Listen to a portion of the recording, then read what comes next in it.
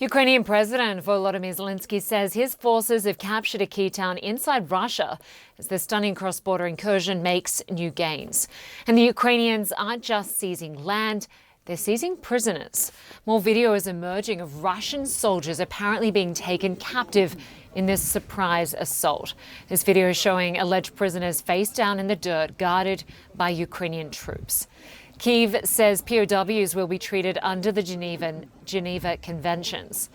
This offensive is now entering its 10th day, and Russia is struggling with how to respond. US officials say Moscow is diverting thousands of troops from occupied Ukraine back into Russia.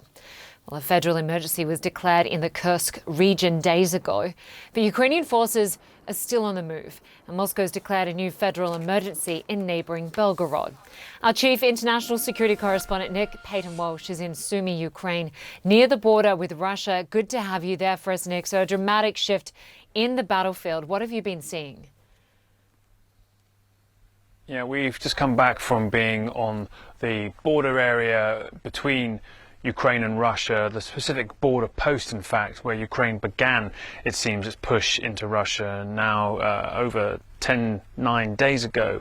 And it's startling to see the devastation at that particular border point in itself. But even still now, the extraordinary freedom of movement for Ukrainian troops heading back and forth into Russia, and also the large amount of resources, of armour, some of it Western supplied, that we saw them driving up into Russia and coming back again as well. There's been a sea change too, Linda, as well, in terms of how freely the Ukrainians move around during the daytime. For the past months, they've been in trenches, unable to use daylight hours for the most part in frontline areas because of the threat of Russian attack drones. Now, Ukraine has their own, but that's basically left both sides only moving around often at night or in daytime at extreme risk. None of that at all from what we saw today in the areas around the border, and the Ukrainians just relaxedly moving back and forth, reminding me, frankly, of a time a year ago before drones were indeed such a threat. That would suggest potentially that they have some sense of confidence built perhaps from a new capability. We didn't see much concern too about the threat of Russian air. So something has clearly changed in the way Ukraine thinks about how it's going to pursue this particular battle. We don't quite know what that is yet, but they are increasingly confident. We're now in the 10th day, as you say, of their advances, 35 kilometers deep in. They said they got today, and Ukrainian President Volodymyr Zelensky clear that they've taken now entirely the town of Suzdal, which had been the focus of their initial advance. There's still been clashes inside of it, but is now, it seems, fully under their control, as their grip seems to expand to various different areas in Kursk, and also it seems to Belgorod too, where there's been, as you know, emergency situation and evacuations declared just recently. So this offensive just continuing, it seems, in its strength and confidence. And Nick, the Pentagon has now confirmed that it has seen Russian units moving from the front lines in Ukraine back into the Kursk region. What does this ground offensive say about Russia's weakness?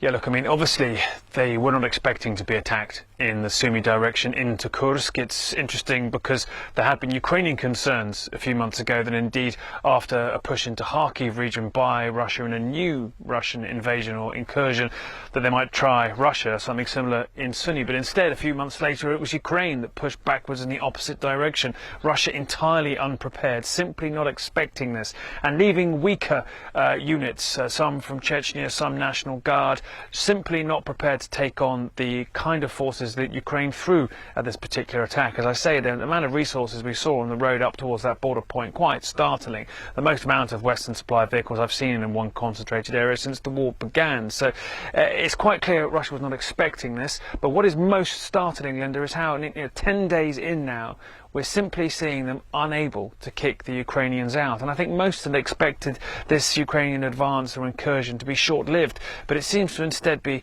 growing. We see evidence of them, amassing more than just the forces we've seen potentially inside Russia at the moment, and the possibility this is something that's going to continue to grow in strength and in areas inside which it indeed controls. Every day, Ukraine's command is announcing an extra part of terrain, another 150 150 square kilometres we're at since 48 hours ago. So it's startling how this continues to gain momentum, but also Ukraine persisting with something which many, I think, had felt they might have begun to slow down by now. Instead, the opposite seems to be the case, Linda.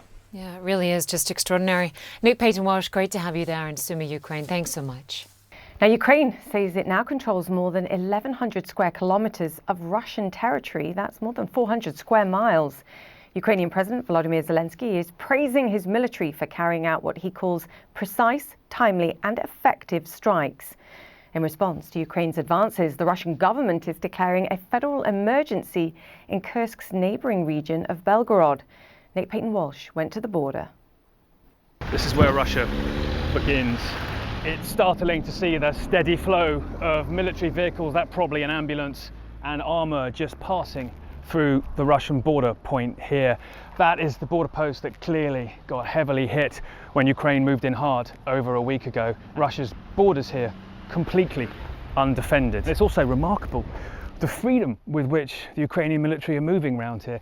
They simply aren't afraid of the drones that have hampered their every move for the past months. That says the border service of the FSB, the Russian security services of Russia.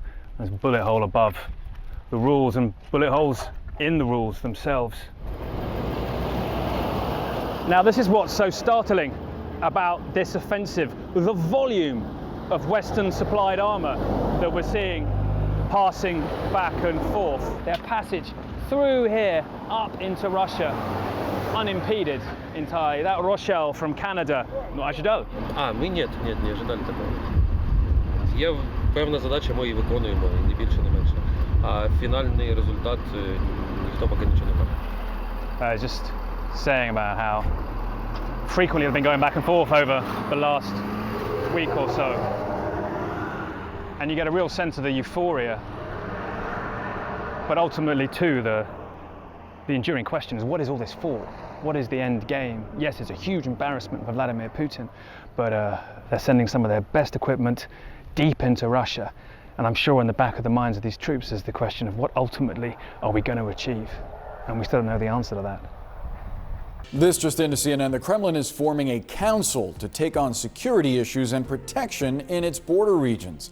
Several of those regions are at the center of Ukraine's cross-border incursion. The Ukrainian military chief says in the week since the surprise incursion began, Ukraine has advanced more than 20 miles through Russia's defenses. Let's get some perspective from CNN military analyst and retired Air Force Colonel Cedric Leighton. Colonel, great to see you as always. I think one of the questions that stands out to me about this incursion is, how is Russia letting this happen?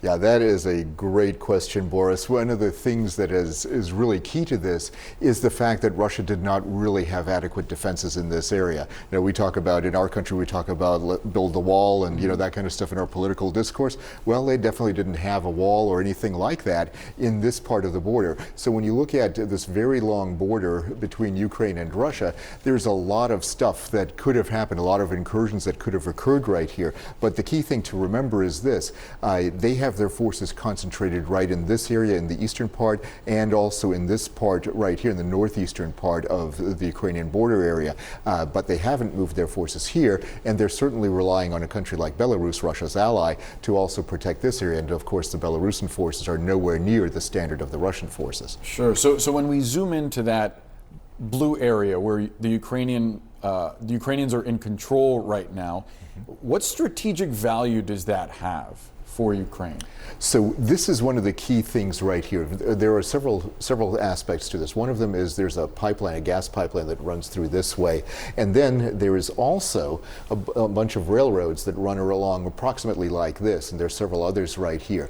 But if the Ukrainians cut off the railroads, that will prevent a lot of logistical support for the Russian forces in all of these areas right here. If they cut the gas pipeline, that also prevents about 50% of Russia's gas exports from reaching customers in Europe. So there are economic reasons as well as military reasons to go into this area and to actually make something out of it, because if they do that, then it gives the Ukrainians more leverage. The more territory they get, the more leverage they have for any potential peace negotiations or some kind of armistice of that type.